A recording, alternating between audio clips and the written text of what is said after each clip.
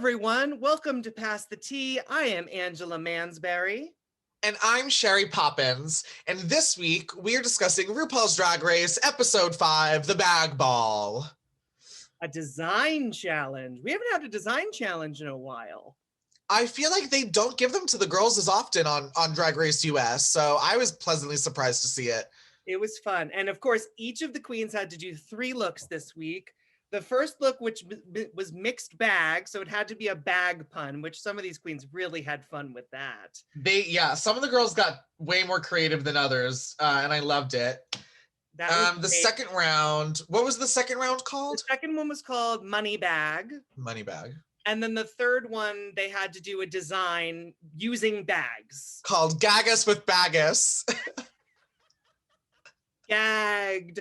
Okay, so which of the queens, which was your favorite across the board? As like a package, I would say there was definitely more than just 2, but I would say top 2 for me would be Got Mick. Simply because I thought all 3 looks were really consistently avant-garde. And then Rosé definitely came up strong this week for me too. I loved that third look. It's something that I would wear in a heartbeat. Yeah, with the balls, the movement was great. I could see her walking around a bar and performing in a bar and everyone just losing their minds over that look. Yeah, and as much as I would ruin it, I love sculptural hair, but what were your 2 favorites? I really enjoyed, I think Utica is one of my favorite queens on this season. I think Utica has such a good eye for a campy, stylish aesthetic. I just loved the sleeping bag look that she did. It was so well made. It was so clever. And she also did a dookie bag as the dog. So she's walking around as a poodle. So good. So clever, so fun. And I thought Denali was also really very strong. Denali, she did a crash test dummy, an airbag. Very clever. Yeah, that was awesome. That was really clever. And then I also really liked her design. I thought the design came out quite well. Mm-hmm. So it was a tight race between these queens, but then we had our top 2. Yes. Were who? It was Utica and Got Mick. Utica and Got Mick, which I agree, and Got Mick 100%. And Got Mick end up winning the challenge. For me personally, I think Utica edged her out a bit more. But I thought Got Mick was still very strong, so I was still very happy for her. But yes, and then let's talk about the bottoms. Yeah. We had 3 bottoms before we got into the bottom 2. The 3 bottoms were Lala Ree, Joey J, and Tamisha Iman.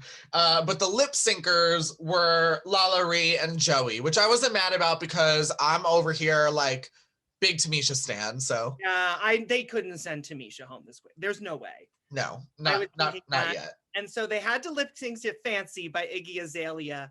And I think that was one of my there was a moment in that lip sync that was one of my favorites that I've ever seen on this show, which was Joey J has money in her bra. She throws the money into the air. It's a big moment. And Lala Ree, in this perfect drag instinct, starts bending down on the floor and picking up the money, which talk about that with me. That was one of my favorite moments. It was so good. I mean, like I'll say again, that tweet I saw someone tweet saying that lip sync was the difference between a man in a wig and a drag queen. And I didn't want to repost it because I don't want to, spread that kind of energy. But I mean, in a way, I agreed with it, right? Because we had a girl, Joey J, who had a rehearsed little gimmick, and it was cute. But it takes real skill and confidence in your craft to be able to be reactionary in the way that Lala Ree was and like roll with the punches and be like, I can make a moment of this unplanned.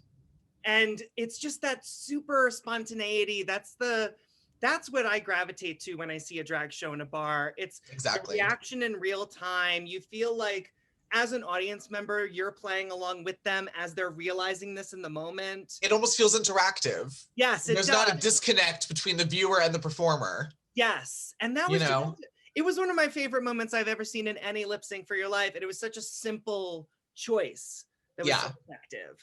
Simple and effective. So of course, the way that ended, Joey J went home, which we know we're gonna miss Joey J.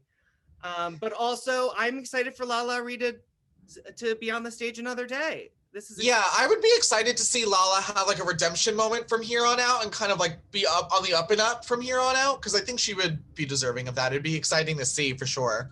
Right. Well, and so next week we have Disco Dancing Challenge, where that's going to be a lot of fun. Yes. And anyone that knows me knows that I am a super slut for disco.